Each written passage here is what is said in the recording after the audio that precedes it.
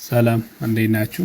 እዚህ ጋር እንደምታዩት 32 ሜትር በ18 ሜትር 3.6 ሜትር በ5 ሜትር የሆነ ስላብ አለን።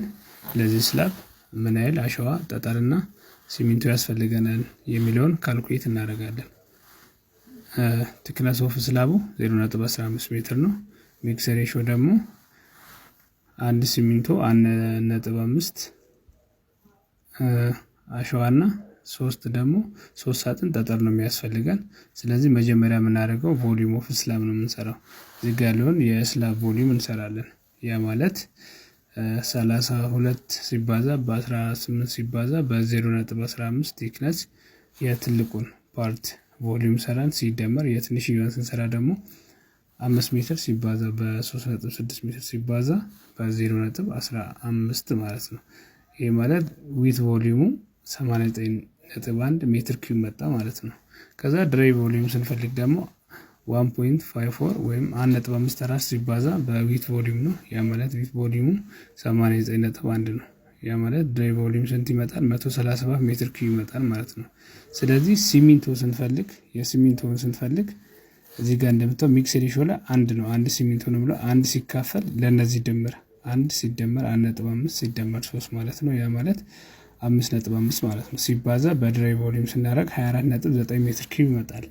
ይህንን ወዲያው ለ0.0347 ብናካፍል 717 ከረጢት ሲሚንቶ ይመጣልናል። ወይም በ1440 ኪሎ ግራም ፐር ሜትር ኪዩብ አባዝተን የመጣልንን ደግሞ ለአንድ ከረጢት ኬጂያ ማለት ለ50 ብናካፍል 717 ከረጢት ሲሚንቶ ይመጣልናል ማለት ነው። ከዛ ደግሞ የምንድነው የምንሰራው? የአሸዋ ማለት ነው።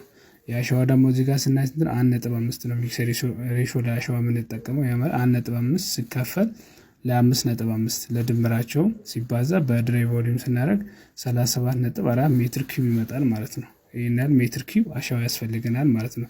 ይሄንን ለማዘዝ ከፈለግን ደግሞ ወደ ሲኖ 16 ሜትር ኪዩብ ነው አብዛኛው ሲኖ ወይ 16.5 ወይ 15.6 እንደዛ ካይናችሁ ብቻ ለሱ ስናካፍል ስንት ሲኖ እንደሚያስፈልገን ማወቅ እንችላለን ማለት ነው።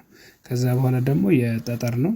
የጠጠር እዚህ ጋር ሚክስ ሬሽዮ ላይ 3 ነው የሚለው 3 ሲካፈል ለድምራቸው 5.5 ሲባዛ በድራይ ቮሊዩም አድርገን እሱም እንደዛ 74.7 ሜትር ኪዩብ ይመጣል ማለት ነው። ከዛ የሲኖ ሜትር ኪዩብ ስንት ነው? 16 ሜትር ኪዩብ ብለን ወደዛ ብናካፍል የጠጠራችንን የሚያስፈልገን መጠን ማወቅ እንችላለን ማለት ነው።